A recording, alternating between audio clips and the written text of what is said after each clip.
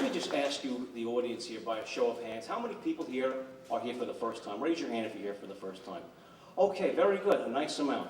And I think you're going to enjoy the program, and I would ask that you do come back again, and I ask that you come back and bring a friend as well, because I believe that these grassroots attendances and conferences are very important just to get out a lot of the words and get out a lot of, well, people's legal rights and legal issues, which some people may not be aware of.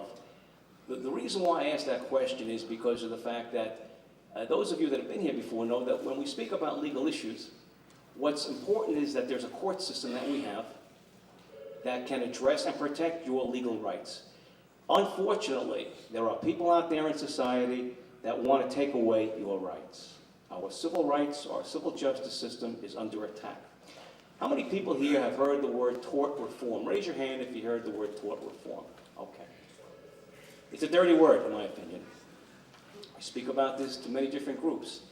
And what tort reform basically is a movement out there where there are people that want to take away your rights, that want to limit your rights, that want to cap the amount of money damages that you are entitled to on an accident case, on various civil cases. Now, you ask yourself a question, who are these people and what's their agenda? When you have tort reform, basically you're dealing with three major entities: the big businesses, the insurance companies, and the municipalities. They're behind tort reform. Why? Let's face it. Let's take an example. Let's assume you have a two-car collision. Mr. Smith is driving his car and he's hit by Mr. Jones. Jones jumps the stop sign and hits Smith. Smith sues Jones, Smith collects money. Is that money coming out of Jones's pocket or is that coming out of his insurance company? Exactly, his insurance company. So these companies, well, they just don't want to pay. It's as simple as that. Same thing if he's working for a big company. They have their own insurance company. They're self-insured. So it's the same thing. So these are companies that simply put it, they just don't want to pay. And that's just basically it. Now, how do they do this? How do they cast this propaganda, this nonsense, this false information? Well, two things. Number one, they try to show that lawsuits are bringing down this country. They try to show that lawsuits are fraudulent. Well, that's not true. There's good and bad all over. There's bad doctors. Well, that doesn't mean we close down every hospital, every medical facility. There are bad people in business. That doesn't mean we shut Wall Street down. There's some bad athletes. That doesn't mean that we just shut down Major League Baseball. It doesn't happen that way. There's good and bad all over.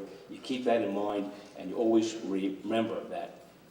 You take a look at a fellow who gets injured by a car, that gets hit by a car, who's crippled, who's paralyzed, who loses a leg, and you know what? That person would turn the clock back not to have a lawsuit. That person would turn the clock back not to have to be in the position that he or she would have been in. There are three reasons why lawsuits are necessary in society. Number one, the injured party is made whole, back in the situation that they should have been in had this terrible accident never taken place. Number two, wrongdoers are held to be accountable. There is nothing wrong with having a wrongdoer held accountable. And number three, it serves as a deterrent for other wrongdoers to realize you better drive right, you better toe the mark, you better be careful, or this is what's going to happen to you. So this is the reason why we have lawsuits. This is the reason why, this is the purpose for a lawsuit.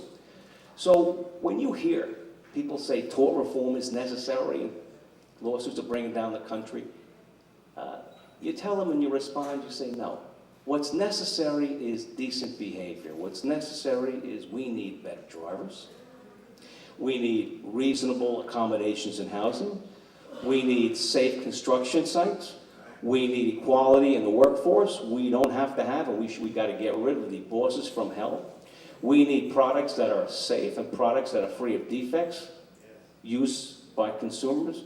And we need doctors and we need hospitals that are going to give people the care and respect that they are entitled to, and not just look at them as just tokens and pawns to increase the bottom line. That's what we need.